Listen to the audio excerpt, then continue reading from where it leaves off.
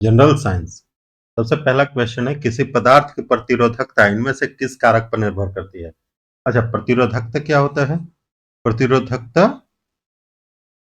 जिसको रो से डिनोट करते हैं, कह रहा है कि किसी पदार्थ की प्रतिरोधकता वह उसका आंतरिक विशेषता होता है जो यह डिसाइड करता है कि वह किसी भी मटेरियल में विद्युत धारा के प्रवाह का कितना विरोध करेगा। अच्छा, ये किसके किस पे डिपेंड करता है? यह तापमान पे डिपेंड करता है। ठीक है, यह पदार्थ की प्रकृति और तापमान दोनों पर डिपेंड करता है। तापमान बढ़ने पे अधिकांशतः वस्तुओं की प्रतिरोधकता बढ़ जाएगी और तापमान घटने पे अधिकतर धातुओं की प्रतिरोधकता जो है घट जाती है। क्यों? क्योंकि तापमान जब बढ़ता है तो उनमें परमाणुओं की जो गति होती है वो तेज हो जाती है और इलेक्ट्रॉन का प्रवाह जो है वो कम हो जाता है। ठीक है, जैसे कि अगर हम तांबे के तार को गर्म करेंगे तो उसमें क्या होगा कि उनका जो प्रतिरोध है वो बढ़ जाएगा। ठीक है, और जबकि सिलिकॉन को अगर हम गर्म करते हैं तो उसका प्रतिरोध घट जाता है, प्रतिरोधकता, प्रतिरोध नहीं। ठीक है, तो इसमें क्या पूछा है, किसी पदार्थ की प्रतिरोधकता इनमें से किस कारक पर निर्भर करती है? तो वो हो जाएगा आपका तापमान। ठीक है, अनुप्रस्थ काट का क्षेत्रफल। प्रतिरोध, प्रतिरोध का फॉर्मूला क्या होता है? प्रतिरोध को कहते हैं रेजिस्टेंस। रेजिस्टेंस का फॉर्मूला होता है रो इंटू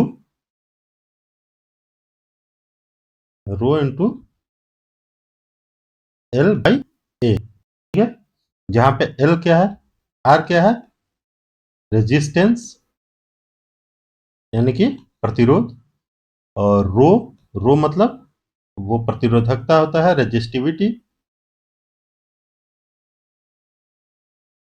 एल है वो है लेंथ, और ए है एरिया ऑफ क्रॉस सेक्शन, जो अनुप्रस्थ काट का क्षेत्रफल होता है। तो जब पूछ दे कि प्रतिरोध निम्नलिखित में से किस कारक पर निर्भर करता है, तो ये जो प्रतिरोध है वो रेजिस्टेंस है, वो निर्भर करेगा किसी उस मटेरियल के लेंथ पे भी और क्रॉस सेक्शन के एरिया पे भी। ठीक है, और जो रो होता है वो उस मटेरियल के लिए कांस्टेंट रहता है। तो रो सिर्फ और सिर्फ किस पे डिपेंड करता है? तापमान पे और पदार्थ की उस प्रकृति पे। तो इसमें क्या आंसर होगा? तापमान। अगला है क्वेश्चन नंबर 56। कह रहा है कि निम्नलिखित में से कौन सी विद्युत ऊर्जा की वाणिज्यिक इकाई है, यानी कि कमर्शियल यूज में विद्युत ऊर्जा के लिए कौन सा इकाई है? तो वो होता है किलोवाट आवर, यानी किलोवाट घंटा। ठीक है, किलोवाट घंटा विद्युत ऊर्जा की वह इकाई होता है जिसका उपयोग किस में करते हैं हम? बिजली के बिल में करते हैं। ठीक है, बिजली बिल मापन में करते हैं। यह क्या होता है किलोवाट घंटा? तो यह कहता है कि 1000 वाट जो है वो 1 घंटे तक खपत होने में जितनी ऊर्जा लगी उसको किलोवाट घंटा कहते हैं। ठीक है, जैसे कि अगर आप 100 वाट का बल्ब, ठीक है, 100 वाट का बल्ब अगर आप 10 घंटे जलाते हैं तो 1000 वाट का खपत होता है। ठीक है, इस और जो 1000 वाट होता है वो 1 किलो वाट होता है। चलिए, नेक्स्ट है, रंध्रों की संरक्षण कोशिकाओं का क्या कार्य है? रंध्रों की संरक्षण कोशिकाएं, रंध्र क्या होता है? स्टोमाटा। स्टोमाटा संरक्षण कोशिका यानी कि गार्ड सेल्स। तो गार्ड सेल्स का क्या काम होता है? तो गार्ड सेल्स जो होता है वो स्टोमाटा के ऊपर स्थित होते हैं, जो कि स्टोमाटा को खोलने और बंद करने में सहायक होते हैं, और इसके थ्रू, स्टोमाटा के थ्रू होता है काम ट्रांसपीरेशन का। इसका काम होता है ट्रांसपीरेशन का काम होता है। ट्रांसपीरेशन यानी गैसियस एक्सचेंज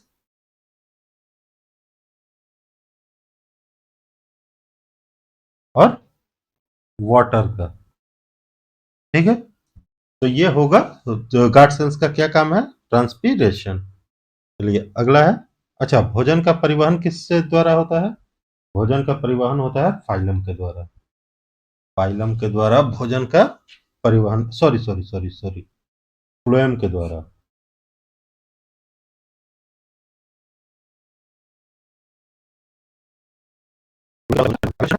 क्वेश्चन नंबर 58 कह रहा है कि निम्नलिखित में से किस विशेषता के अनुसार भारत की जनता कि अपने प्रतिनिधियों के निर्वाचन में प्रत्यक्ष भूमिका है। मौलिक अधिकार नहीं होगा, शक्तियों का पृथक्करण नहीं होगा, धर्मनिरपेक्ष नहीं होगा। बच गया है सरकार का संसदीय स्वरूप।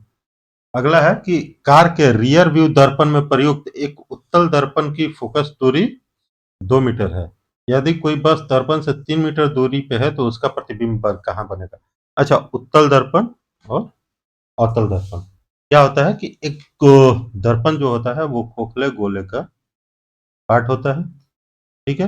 इन दोनों को जब अलग-अलग काटेंगे तो ऐसा और ऐसा दिखेगा। इस गोले का एक सेंटर होगा, जो सेंटर ऑफ कर्वाचर के नाम से जाना जाएगा।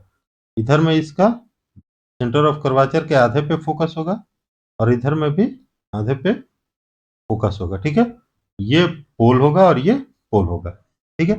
अब देखिए क्या होता है कि उत्तल दर्पण जो होता है वो अंदर से कलई किया हुआ होता है और अवतल दर्पण जो होता है वो बाहर से कलई किया हुआ होता है, ठीक है? तो और इसका रिफ्रैक्टिव सरफेस क्या है? ऊपर है।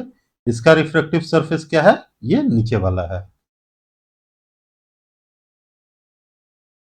अब होता क्या है कि ऑब्जेक्ट जो है वो हमेशा रिफ्रैक्टिव सतह के सामने होगा और ऑब्जेक्ट के डिस्टेंस को यू से डिनोट करते हैं। तो इसका रिफ्रैक्टिव सतह ये है, ठीक है? सेंटर ऑफ कर्वाचर ये है, फोकस ये है। इसका रिफ्रैक्टिव सतह ये है, लेकिन फोकस और सेंटर ऑफ कर्वाचर दर्पण के पीछे है। तो ये है उत्तल दर्पण, जिसका फोकस कहाँ होता है? दर्पण के पीछे होता है और सेंटर ऑफ कर्वाचर भी दर्पण के पीछे होता है और वस्तु जो है वो दर्पण के आगे होगा, ठीक है? तो U जो है वो हमेशा निगेटिव होता है, चाहे वो उत्तल दर्पण के लिए हो या फिर अवतल दर्पण के लिए हो, ठीक है? क्योंकि दोनों बाएं साइड होते हैं। अच्छा, उत्तल दर्पण में जो हमारा प्रतिबिंब बनता है वो हमेशा दर्पण के पीछे बनता है। उत्तल दर्पण में प्रतिबिंब दर्पण के पीछे बनता है, दो ही कंडीशन में बनता है। सबसे पहले यदि वस्तु को इन्फिनिटी पे रख दें तो इसका जो प्रतिबिंब बनेगा वो कहाँ बनेगा? फोकस पर, यानी कि यहाँ। और एकदम डिमिनिश होगा प्रतिबिंब जो दर्पण के पीछे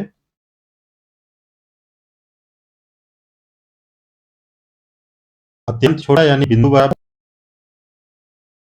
और होता है आभासी और सीधा। पहला कंडीशन कब है? जब वस्तु कहाँ हो? इन्फिनिटी पे हो, अनंत पे हो।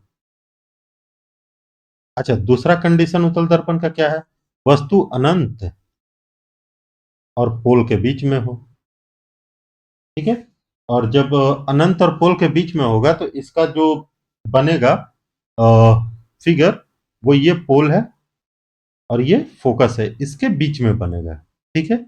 इसके बीच में बनेगा तो ये कहाँ बनेगा? फोकस और ध्रुव के बीच में, तथा ये बनेगा छोटा, बहुत छोटा बनेगा और ये बनेगा सीधा और आभासी। यानी उत्तल दर्पण में प्रतिबिंब हमेशा सीधा, आभासी और छोटा बनता है, ठीक है? तो और इसका उत्तल दर्पण का U जो है वो हमेशा निगेटिव होता है, ठीक है? V को देखिए, V जो है, V यानी कि इमेज हमेशा पीछे बनने की वजह से, यानी कि एक तरीके से दाहिने साइड रहने की वजह से V जो है वो पॉजिटिव लेंगे। फोकस भी दाहिने साइड है तो F भी हम इसका पॉजिटिव लेंगे, ठीक है? यही अगर अतल दर्पण की बात होती तो पोल निगेटिव होता, सॉरी, पोल तो पोल है। इसका जो इमेज है, इमेज का जो इमेज बनेगा वो भी बाएं साइड ही बनेगा। तो इमेज डिस्टेंस क्या होगा? निगेटिव ही होगा। वस्तु भी होगी बाएं साइड तो वस्तु भी निगेटिव ही होगी और फोकस भी है बाएं साइड, ठीक है? तो इस तरह से उत्तल दर्पण वाला देखते हैं। तो क्या क्वेश्चन था?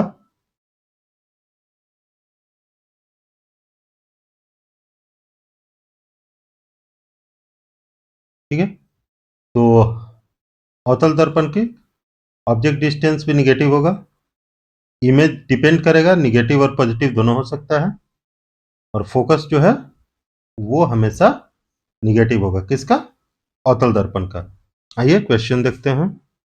क्वेश्चन कह रहा है कि कार के रियर व्यू दर्पण के रूप में प्रयुक्त एक उत्तल दर्पण की फोकस दूरी कितनी है? 2 मीटर है।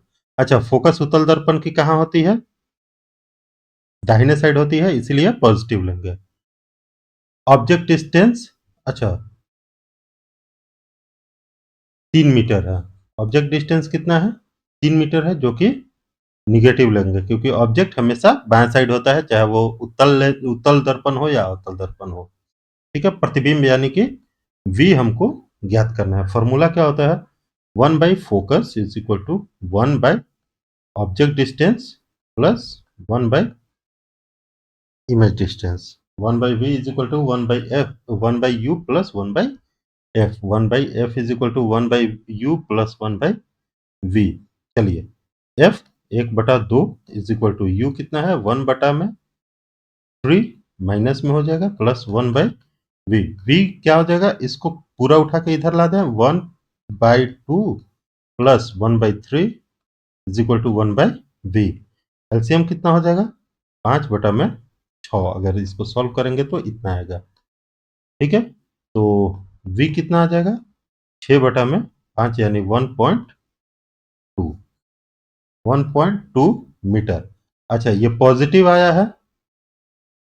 ठीक है, कैसा आया है? पॉजिटिव आया है, यानी कि दर्पण का दाहिने साइड बनेगा।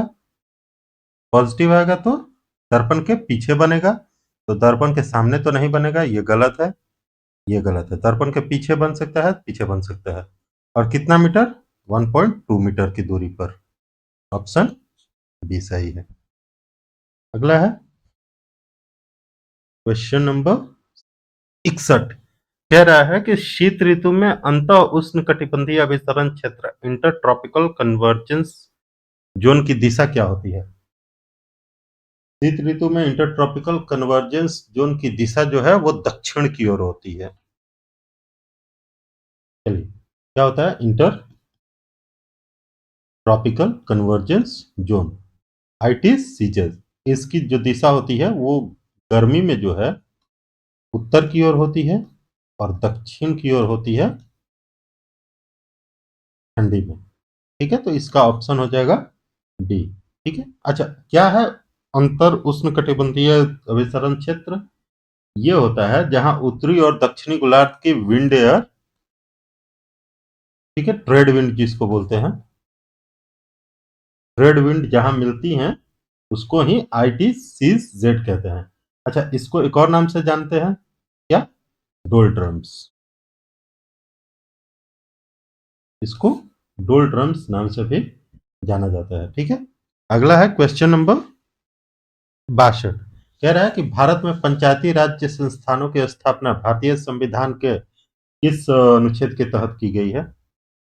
अच्छा, संशोधन के तहत, अधिनियम के तहत। तो कह रहा है कि 73वें संशोधन अधिनियम के तहत, 73rd कॉन्स्टिट्यूशन अमेंडमेंट के तहत पंचायती राज की व्यवस्था की गई है। अच्छा, ये किसके सिफारिश पे हुआ था? तो ये किसके सिफारिश पे हुआ था? बलवंत राय मेहता कमेटी।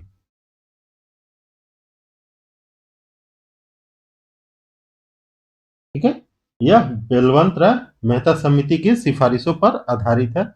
इसको कब किया गया था पारित? तो 1992 में पारित किया गया था और 1993 से लागू हो गया था। इसके तहत संविधान के किस पार्ट में आता है पंचायती राज? पार्ट 9। इसको जोड़ा गया था संविधान में। क्या आर्टिकल कब से कब तक? 243 से 243 ओ तक। ठीक है, आर्टिकल 243 से 243 ओ तक पंचायती राज्य की चर्चा है। Question number 63। अलाउद्दीन खिलजी दिल्ली सल्तनत के एक प्रमुख शासक अपनी सैन्य विजयों और प्रशासनिक सुधारों के लिए प्रसिद्ध है। निम्नलिखित में से कौन सा उपाय उनके शासन को मजबूत करने के लिए सबसे अधिक प्रसिद्ध है? अच्छा, ये होता है बाजार नियंत्रण प्रणाली लागू करना। अलाउद्दीन खिलजी का शासनकाल कहां से कहां तक था? 1296 से 1316 तक था। इसने कुछ नीतियां लागू की थी, जैसे पहला बाजार नियंत्रण की नीति, बाजार नियंत्रण, इसी ने चेहरा और दाग की प्रथा शुरू की थी, यानी घोड़ों पे और आदमी के चेहरे का रिकॉर्ड रखा जाता था और घोड़ों को दागा जाता था ताकि उस पर कोई निशानी रहे। इसने सैनिकों को नगद वेतन देना शुरू किया। किसने शुरू किया था नगद वेतन? अलाउद्दीन खिलजी ने। ठीक है। इसी ने अस्थाई सेना का भी गठन किया था। अस्थाई सेना का गठन खिलजी ने किया था। ठीक है। चलिए। अच्छा, खिलजी ने क्या क्या बनवाया था? तो सबसे पहले अलाई दरवाजा, दिल्ली का अलाई दरवाजा अलाउद्दीन खिलजी ने बनवाया था। और दूसरा हौज खास। तो इसमें कौन सी नीति है, कौन सा उपाय है जो उसके शासन को मजबूत करता है? बाजार नियंत्रण प्रणाली शुरू करके कीमतों को नियंत्रित करना। किसके लिए? अपने सैनिकों के लिए। चलिए, 2011 की जनसंख्या के अनुसार इनमें से कौन सी भाषा भारत की 8.03% जनसंख्या द्वारा बोली जाने वाली प्रमुख भाषा है? तो 8.03% जनसंख्या द्वारा बोली जाने वाली प्रमुख भाषा जो है वो बंगाली है। बंगाली लगभग 8.03% लोग बोलते हैं और मराठी लगभग 6 पॉइंट समथिंग है जो कि लोग बोलते हैं। ठीक है। और सबसे ज्यादा बोले जाने वाली भाषा कौन है? हिंदी, जो कि 43% लोग बोलते हैं शायद। ठीक है, 43 के पास है। उसके बाद सेकंड वाला बंगाली है। थर्ड जो है मराठी है 6%। और उसके बाद तेलुगु है शायद। ठीक है। चलिए, नेक्स्ट है क्वेश्चन नंबर 65। दुर्लभ रोग दिवस, रेयर डिजीज डे, 28 फरवरी को मनाया जाता है। क्वेश्चन नंबर 66 कह रहा है कि निम्नलिखित में से कौन ब्लीचिंग पाउडर का उपयोग नहीं है? अच्छा, ब्लीचिंग पाउडर का उपयोग कहाँ करते हैं? पेयजल को, ठीक है, पेयजल को कीटाणु मुक्त करने के लिए। सोडा एसिड अग्निशमक में भी ब्लीचिंग पाउडर का यूज होता है। ठीक है। कई रासायनिक उद्योगों में ऑक्सीकरण के ये भी यूज होता है अभिक्रमक के रूप में। अच्छा, ये तो ऐसे भी दिख रहा है ना कि केक बनाने के लिए हम ब्लीचिंग पाउडर तो नहीं डालते हैं, तो ऑप्शन बी हो जाएगा। यानी कि 4 नंबर गलत है। कह रहा है कि सोहन सिंह भकना, सोहन सिंह सोहन सिंह भकना ने संयुक्त राज्य अमेरिका में भारतीयों द्वारा स्थापित किस पार्टी के सदस्य थे? तो वो सोहन सिंह भकना ने गदर पार्टी के पहले अध्यक्ष थे। सोहन सिंह भकना गदर पार्टी, जो कि 1913 में, गदर पार्टी 1913 में नहीं, शायद 1915 में गदर पार्टी की स्थापना हुई थी। ठीक है, ये गलत हो सकते हैं। चलिए, तो वो गदर पार्टी के पहले अध्यक्ष थे। गदर पार्टी की स्थापना 1915 में सबसे पहले कहाँ हुई थी? संयुक्त राज्य यूनाइटेड स्टेट ऑफ अमेरिका में। ठीक है। अगला क्वेश्चन है क्वेश्चन नंबर 67। कह रहा है कि मृदा क्षरण आज के दिनों की प्रमुख पर्यावरणीय समस्याओं में से एक है। मृदा संरक्षण के लिए निम्नलिखित में से किस उपाय को नहीं अपनाया जा सकता है? फसल चक्र मृदा संरक्षण में, सीढ़ीनुमा खेती यह भी सहायक होता है, पेड़ लगाना यह भी सहायक होता है, चराई जो है वो इसमें सहायक नहीं होता है। तो चराई का उपयोग हम नहीं कर सकते हैं मृदा संरक्षण के लिए। अगला है, न्यूलैंड के अष्टक में किस दो तत्वों के गुण समान पाए गए थे? अच्छा, न्यूलैंड्स का अष्टक नियम क्या कहता है? न्यूलैंड का अष्टक नियम जो है वो कहता है कि जब हम तत्वों को उनके परमाणु द्रव्यमानों के अनुरूप हम अरेंज करते हैं, क्रम में व्यवस्थित करते हैं, तो हर 8वां तत्व जो है उसका और पहले तत्व का गुण समान होगा। न्यूलैंड का अष्टक नियम क्या कहता है कि यदि हर तत्व को के परमाणु द्रव्यमान के अनुसार व्यवस्थित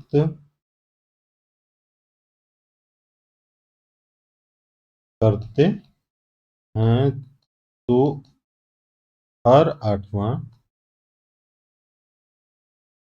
तत्व का गुण पहले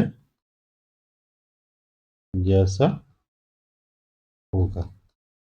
ठीक है, तो इसमें कौन सा गुण है जिसका समान हो? तो ये लिथियम और सोडियम हो सकता है, क्योंकि दोनों क्या है? दोनों बेसिक हैं, दोनों क्षारीय धातु हैं। चलिए, अगला है क्वेश्चन नंबर 70। निम्नलिखित में से किस जीव में लिंग निर्धारण आनुवंशिक रूप से नहीं होता है? तितली में होता है, गौरैया में होता है, घोंघा में लिंग निर्धारण आनुवंशिक रूप से नहीं होता है। अगला है क्वेश्चन नंबर 71। उपनिषद में उप शब्द क्या दर्शाता है? अच्छा, उपनिषद का 3 पार्ट होता है, ठीक है? उपनिषद को जब तोड़ेंगे तो उप प्लस नि प्लस शत, ठीक है? उप का मतलब होता है नजदीक, नी का मतलब होता है नीचे, और सद का मतलब होता है बैठना। मतलब अपने गुरु के पास बैठकर ज्ञान लेने को ही उपनिषद बोलते हैं। ठीक है, तो उप शब्द का मतलब क्या होता है? नजदीक। नजदीक का मतलब होता है निकटता। अगला है क्वेश्चन नंबर 72। कह रहा है कि निम्नलिखित में भारत में कौन सा टैक्स डायरेक्ट टैक्स नहीं है? इनकम टैक्स डायरेक्ट है, एक्साइज टैक्स डायरेक्ट टैक्स नहीं है, कैपिटल गेन टैक्स डायरेक्ट है, कॉर्पोरेट टैक्स डायरेक्ट है। तो कौन सा टैक्स है जो डायरेक्ट नहीं है? Excise tax. अगला है क्वेश्चन नंबर 73। कह रहा है कि एक प्रकाश किरण दो माध्यमों को पृथक करने वाले एक इंटरफेस पर उसके अभिलंब के अनुदिश आपतित होती है। आपतित किरण और परिवर्तित किरण के बीच का कोण कितने के बराबर होगा? अच्छा, इसको स्नेल का नियम बोलते हैं। स्नेल का नियम क्या कहता है कि जब मान लीजिए कि कोई लाइट एक मीडियम से दूसरे मीडियम, जैसे कि अगर एयर से वाटर में जा रही है, तो एक अभिलंब होता है। अभिलंब जो होता है वो 90 डिग्री का होता है। कह रहा है कि जब वो प्रकाश की किरण है और उस अभिलंब के अनुदिश, यानी कि जिस अभिलंब पे ही जाएगी, तो कह रहा है कि इसके बीच जब अभिलंब के अनुदिश जाएगी तो दोनों के बीच का तो एंगल 0 डिग्री का होगा। तो कह रहा है कि तो जब ये किरण परिवर्तित होगी, अपरिवर्तित होगी, मतलब यहाँ पे जाएगी, तो क्या ये किसी और मुड़ेगी कि सीधे निकल जाएगी? तो ये स्नेल का नियम कहता है कि जब कोई जहाँ आपतन कोण है, अगर आपतित और परावर्तित किरण एक ही रेखा पर होगी तो जो कोण है वो 0 डिग्री का होगा, यानी कि जो अपवर्तित किरण होगा वो थोड़ा सा भी इधर उधर डाइवर्ज नहीं होगा, सीधा निकल जाएगा। ठीक है,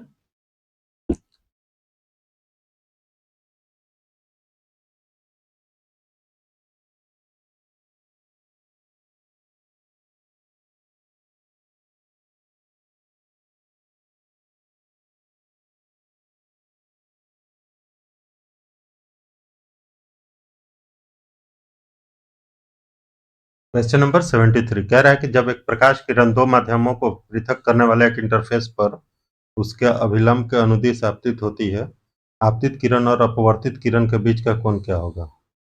अच्छा, ये स्नेल का नियम कहा जाता है। ठीक है, ये कहता है कि जब कोई लाइट की जो रे है वो एक मीडियम से दूसरे मीडियम, मान लीजिए कि एयर से अगर वाटर में जा रही है, और वो अभिलंब अभिलंब कितना होता है? 90 डिग्री का होता है। तो अगर अभिलंब के अनुदिश यानी कि 90 डिग्री पे ही जा रही है, ठीक है, तो वह बिना झुके, मतलब थोड़ा सा भी उसमें डेविएशन नहीं आएगा, वो आगे बढ़ जाएगा। ठीक है, अभिलंब ने अभिलंब का ये अनुदिश होता है तब। इसको स्नेल के नियम से समझा जा सकता है। स्नेल ने क्या कहा था कि n1 साइन थीटा जो है, theta one is equal to होता है n2 साइन थीटा टू है। जहां आपतन कोण अगर theta is equal to theta one जो है अगर 0 डिग्री है, तो साइन थीटा कितना हो जाएगा? 0। तो n1 कितना हो जाएगा? n1 into sine 0 degree is equal to n2 into sine theta to.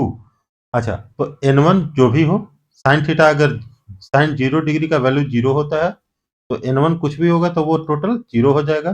तो N2 into sine theta 2 is equal to 0। अच्छा, ये कंप्लीट 0 हो गया तो sine theta is equal to क्या होगा? 0 आ गया। तो साइन कितने का वैल्यू 0 होता है? तो साइन 0 डिग्री का वैल्यू 0 होता है। तो थीटा 2 भी कितना आ जाएगा? थीटा 2 भी 0 डिग्री हो जाएगा। तो यही स्नेल का नियम कहता है कि यदि आपतित किरण जो होता है अभिलंब के अनुदिश आपतित होती है, तो आपतित किरण और अपवर्तित किरण के बीच का कोण हमेशा 0 डिग्री के बराबर होगा। नेक्स्ट है, भारत में आम वर्षा मैंगो शावर की घटना किस ऋतु से संबंधित है? भारत में मैंगो शावर की जो घटना है वो ग्रीष्म ऋतु से संबंधित है, जो कि कहाँ होता है? खासतौर पे केरल और कर्नाटक में होता है, जो गर्मियों की शुरुआत में होता है, जो आमों को पकने में होता है, इसीलिए इसको नाम दे दिया गया है मैंगो शावर। ठीक है। अगला क्वेश्चन है क्वेश्चन नंबर 75। भारत को एक संप्रभु लोकतांत्रिक गणतंत्र घोषित करने वाले भारतीय संविधान के अधिनियमन के स्मरण उत्सव के रूप में प्रति वर्ष किस तिथि को एक प्रमुख राष्ट्रीय उत्सव मनाया जाता है? 26 जनवरी को। इसी दिन हमारा संविधान लागू हुआ था। ठीक है। कब लागू हुआ था? 1950 में। अगला क्वेश्चन है question number 76। Steel authority of India का निगमन कब हुआ था? स्टील अथॉरिटी ऑफ इंडिया का इनकॉर्पोरेशन जो है 1973 में 24 जनवरी को हुआ था। आंसर होगा ऑप्शन बी। अगला है क्वेश्चन नंबर 77। निम्नलिखित में से कौन सा कथन गलत है? किण्वन की प्रक्रिया के लिए ऑक्सीजन आवश्यक नहीं है। किण्वन, फर्मेंटेशन। अच्छा, फर्मेंटेशन के लिए ऑक्सीजन की जरूरत नहीं पड़ती है। ठीक है।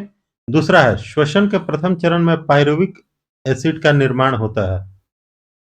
हाँ बिल्कुल, श्वसन के प्रथम चरण में पायरुविक एसिड बनता है, जिसको ग्लाइकोलाइसिस के नाम से जानते हैं। क्या जानते हैं? ग्लाइकोलाइसिस। स्पेलिंग का मिस्टेक हो सकता है। ठीक है। ग्लाइकोलाइसिस वो श्वसन के पहले चरण में ही होता है। श्वसन के प्रथम चरण में ग्लूकोज का विघटन होता है, इसी को ग्लाइकोलाइसिस कहते हैं, जो पायरुविक एसिड में बनता है। ये सही है।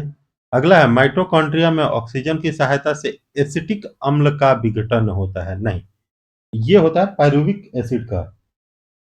किसका? पायरुविक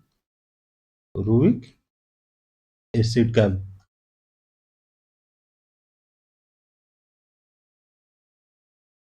ठीक है। पायरुविक एसिड का विघटन होता है, इसी को क्रेब्स चक्र के नाम से भी जानते हैं। ठीक है। तो ऑप्शन डी गलत है। एसिटिक एसिड का नहीं होता है, किसका होता है? पायरुविक एसिड का। अगला है, गोसी खुर्द राष्ट्रीय सिंचाई परियोजना इसमें से किस राज्य से संबंधित है? ये महाराष्ट्र के भंडारा जिले में वेनगंगा पे वेनगंगा पे बन रहा है, जो कि एक परियोजना है। अगला है क्वेश्चन नंबर 79। समूह 16 के निम्न तत्वों में सर्वाधिक अधात्विक गुण किसमें होते हैं? अच्छा, समूह 13, समूह 16 इसको क्या बोलते हैं? चाल्कोजेन। चाल्कोजेन। समूह 16 को क्या बोला जाता है? चाल्कोजेन बोला जाता है।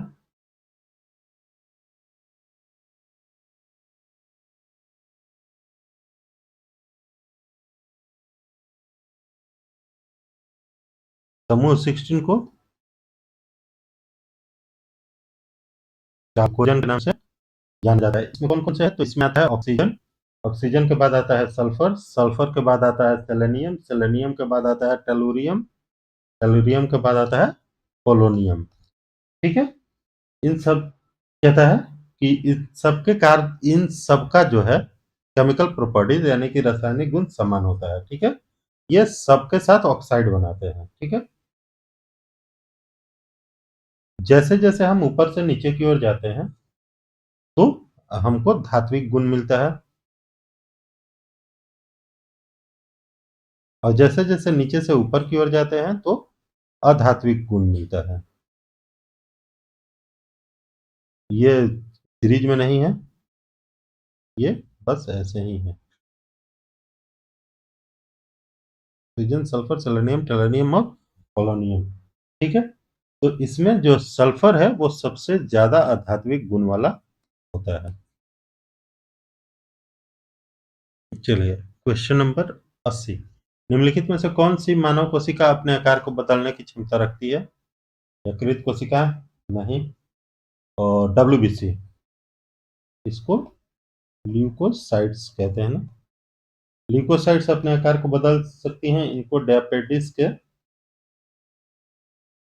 डायपेडेसिस के नाम से इस प्रोसेस को जानते हैं। तो निम्नलिखित में से कौन सी मानव कोशिका अपने आकार को बदलने की क्षमता रखती है? डब्ल्यूबीसी। अगला है 81। अतीत में खर्च की गई लागत जिसे भविष्य में वसूल नहीं किया जा सकता है, क्या कहलाती है?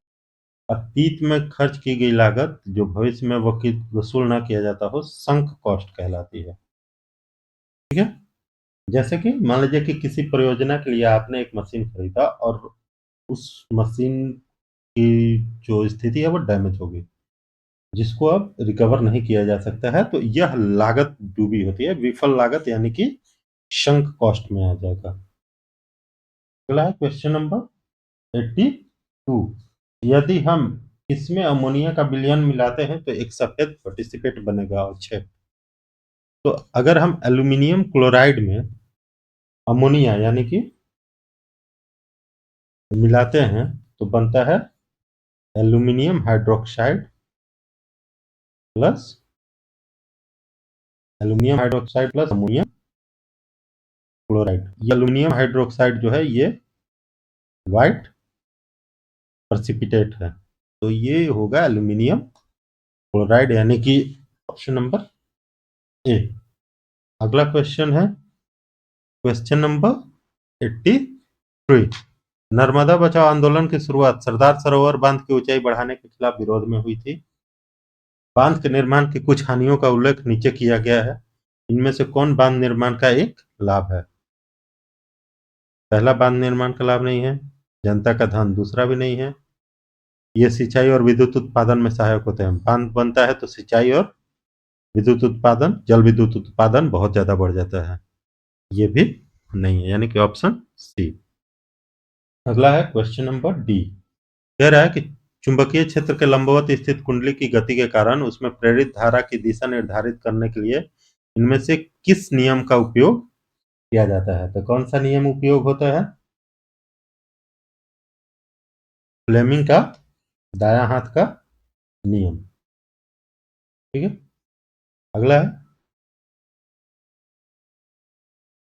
फ्लेमिंग का दायां हाथ का नियम। आदि अमोनियम, हाँ ठीक है। फॉर फ्लेमिंग के दाएं हाथ का नियम। अगला है क्वेश्चन क्वेश्चन नंबर 85। कह रहा है कि बेरियम सल्फेट और अमोनियम एल्यूमिनियम क्लोराइड को मिलाते हैं तो बनता है बेरियम क्लोराइड और एल्यूमिनियम सल्फेट। क्वेश्चन लिख देते हैं, BaSO4 barium sulphate aluminium chloride AlCl3 बनता है barium chloride BaCl2 plus aluminium sulphate Al2SO4 कह रहा है कि इसका संतुलित अभिक्रिया बनाइए। अच्छा, संतुलन के लिए क्या करते हैं कि दोनों साइड के परमाणु को इक्वल करते हैं। ठीक है, तो इक्वेशन क्या दिया हुआ है? इक्वेशन दिया हुआ है barium sulphate plus aluminium chloride. ठीक है, barium sulphate plus aluminium chloride, ये मिलकर बनता है barium chloride plus aluminium sulphate. ठीक है, इसको बैलेंस कैसे करेंगे? तो जो हमारा लेफ्ट साइड में है वहीं राइट साइड में होना चाहिए, जो नंबर ऑफ परमाणु जो है, नंबर ऑफ इलेक्ट्रॉन्स। तो ये है बेरियम। बेरियम का परमाणु संख्या यहाँ पे कितना है? 1 है। सल्फर का परमाणु संख्या यहाँ पे कितना है? 1 है। ऑक्सीजन का परमाणु संख्या यहाँ पे कितना है? 4 है। प्लस दूसरे में एल्यूमिनियम का परमाणु संख्या यहाँ पे कितना है, 1 है, और क्लोरीन का परमाणु संख्या यहाँ पे कितना है, 3 है। अब आते हैं राइट साइड में, ये है, ठीक है। तो बेरियम का कितना है, बेरियम का परमाणु संख्या यहाँ पे भी 1 है। दूसरा है बेरियम के बाद क्या है, क्लोरीन, क्लोरीन का परमाणु संख्या यहाँ पे कितना है, 2 है। एल्यूमिनियम का परमाणु संख्या यहाँ पे कितना है, 2 है। सल्फर का परमाणु संख्या यहाँ पे कितना है, इसमें मल्टीप्लाई होगा 3 है। और ऑक्सीजन का परमाणु संख्या यहाँ पे कितना है, 12 है। तो अब क्या करेंगे कि इस ऑक्सीजन को, जो कि यहाँ पे 4 है, इस ऑक्सीजन के बराबर करेंगे जो कि 12 है। तो ऑक्सीजन यहाँ पे ऑलरेडी 4 है, 12 करने के लिए क्या करेंगे, 3 से मल्टीप्लाई कर देंगे, ठीक है। तो जब 3 से मल्टीप्लाई कर देंगे तो यहाँ पे बेरियम फिर कितना हो गया, 3, सल्फर भी कितना हो गया, 3, और ऑक्सीजन कितना हो गया, 12, एल्यूमिनियम अभी भी 1 है और क्लोरीन 3 है। अच्छा, इधर बेरियम जब 3 हो गया और इधर बेरियम 1 है, तो इधर भी 3 चाहिए, तो 3 से गुना करेंगे। तो इधर अब बेरियम हो गया 3 और क्लोरीन हो गया 6। अच्छा, इधर क्लोरीन कितना है, 3 है, और इधर क्लोरीन 6 है, तो इसको 6 करने के लिए इधर वाले में 2 से गुना करेंगे। तो हो गया एल्यूमिनियम अब 2 को हो गया और क्लोरीन 6 हो गया। अब देखिए ये बैलेंस हो गया, इधर एल्यूमिनियम कितना है, 2, इधर भी एल्यूमिनियम 2 है, बेरियम इधर 3 है, बेरियम इधर 3 है, सल्फर इधर 3 है, सल्फर इधर 3 है, एल्यूमिनियम इधर 2 है, एल्यूमिनियम इधर 2 है, क्लोरीन इधर 6 है, क्लोरीन इधर भी 6 है। तो कौन सा इक्वेशन जो है संतुलित होगा, 3BaSO4 प्लस 2AlCl3, जो बनेगा 3BaCl2 प्लस Al2SO4 का ऑप्शन नंबर कौन सा आएगा ऐसा, 3BaSO4, एक यहाँ पे है, ऑप्शन बी आंसर होगा। Question number 86। 86 है कि निम्नलिखित में से कौन सी स्थितियां संभव है, चुंबकीय बल रेखाएं एक दूसरे के समानांतर हो सकती हैं। हाँ, चुंबकीय बल रेखाएं एक दूसरे से समानांतर हो सकती हैं कब, जब एक चुंबकीय क्षेत्र में चुंबकीय बल रेखाएं समानांतर और समान दूरी पर है, मतलब एक सोलेनोइड में। तो पहला संभव है। दूसरा, चुंबकीय बल रेखा संकेंद्रित वृत्त हो सकती हैं। हाँ, बिल्कुल हो सकती हैं, कब, जब एक सिंगल तार में उत्पन्न किया जाए चुंबकीय क्षेत्र, तो ऐसे ऐसे गोल गोल हो सकती हैं। तो ये संकेंद्रित वृत्त भी हो सकती हैं एक सिंगल तार में, यानी कि दो भी संभव है, ए भी संभव है। चुंबकीय बल रेखाएं एक दूसरे को प्रतिच्छेदित कर सकती हैं। चुंबकीय बल रेखाएं एक दूसरे को कभी भी प्रतिच्छेदित नहीं कर सकती, यानी कि सिर्फ ऑप्शन ए और बी सही है। अगला है क्वेश्चन नंबर 87। कह रहा है कि मानव वृक्क में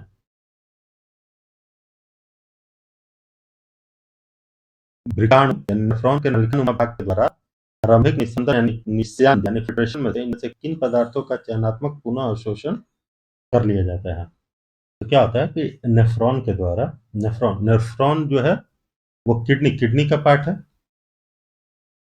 किडनी का काम क्या है, फिल्ट्रेशन का काम है, जो ब्लड को फिल्टर करता है और यूरिन बनाता है, ठीक है। क्या करता है कि इसके जो ट्यूब्यूल्स है ना, वहां पे चयनात्मक पुनः अवशोषण होता है, जिसमें ग्लूकोज, ग्लूकोज, जल और सोडियम क्लोराइड जैसे लवण जो भी होंगे, लवण और अमीनो एसिड, इन सब का पुनः अवशोषण हो जाता है। कौन कौन सा, ग्लूकोज, जल, अमीनो एसिड और लवण।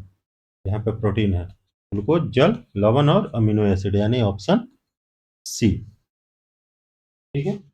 अगला है क्वेश्चन नंबर 88। दी गई द्विविस्थापन प्रक्रिया में डबल डिस्प्लेसमेंट रिएक्शन ए और बी के स्थान पर क्या आएंगे। अच्छा, डबल डिस्प्लेसमेंट है, ये क्या है, सिल्वर ब्रोमाइड, सिल्वर ब्रोमाइड है, और ये पोटेशियम नाइट्रेट है। तो सिल्वर ब्रोमाइड और पोटेशियम नाइट्रेट को अगर हम डबल डिस्प्लेसमेंट के द्वारा बना रहे हैं, तो हमको हमारे पास होना चाहिए सिल्वर नाइट्रेट, होना चाहिए सबसे पहले तो silver nitrate plus potassium bromide, ये मिलके बनेंगे सिल्वर ब्रोमाइड और पोटेशियम नाइट्रेट। तो ये होगा AgNO3 और KBr। AgNO3 यहाँ पे है और KBr यहाँ पे। अच्छा, सिल्वर ब्रोमाइड का यूज कहाँ होता है? फोटोग्राफी में होता है। अगला है क्वेश्चन नंबर 89। रासायनिक समीकरणों को संतुलित करने की आवश्यकता क्यों पड़ती है?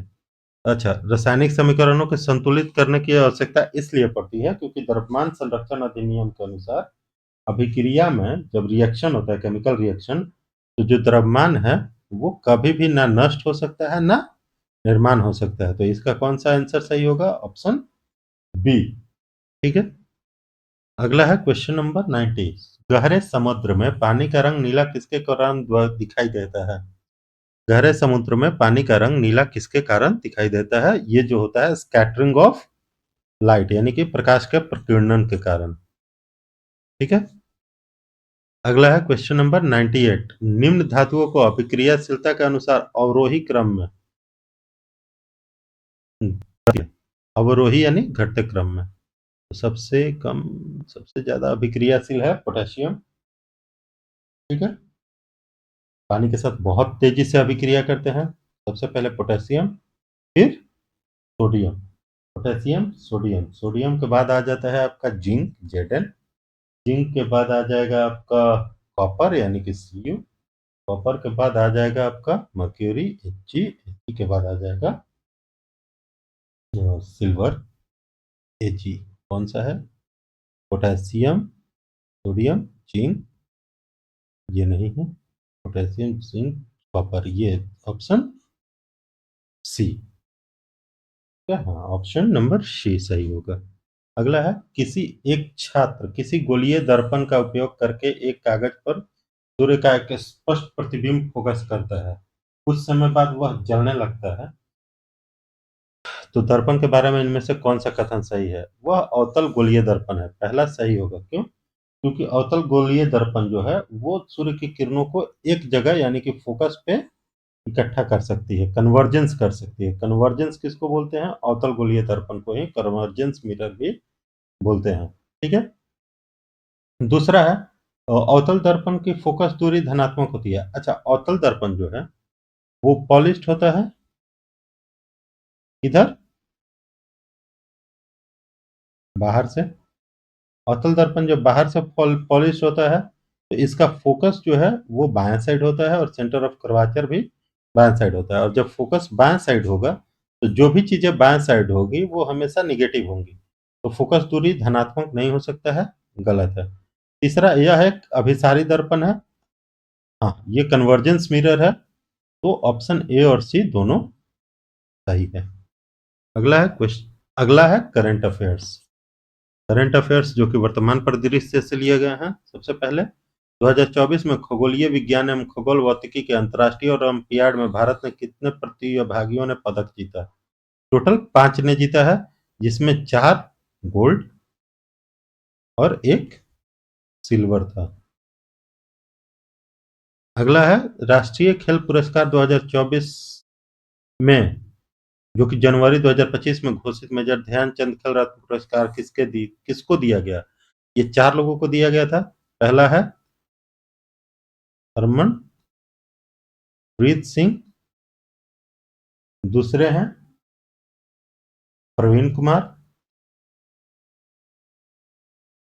तीसरा डी गुकेश और चौथी हैं मनु भाकर। तो ऑप्शन बी सही है।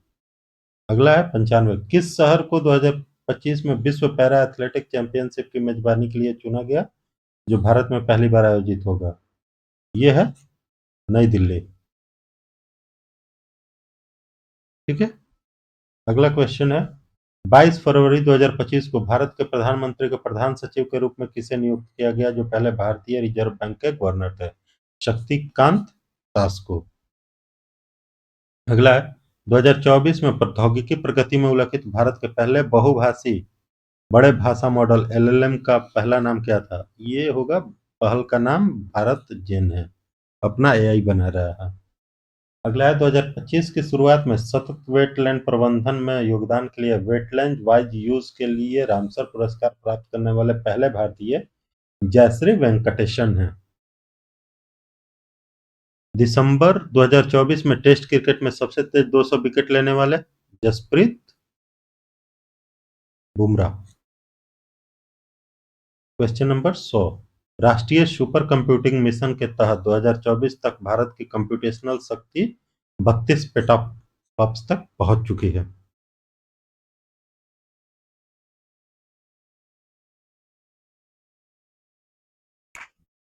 आज के लिए बस इतना ही। उम्मीद है आप सबको यह वीडियो बहुत पसंद आएगा। मिलते हैं अगले वीडियो में एक नए शिफ्ट के साथ। तब तक के लिए धन्यवाद। Thank you.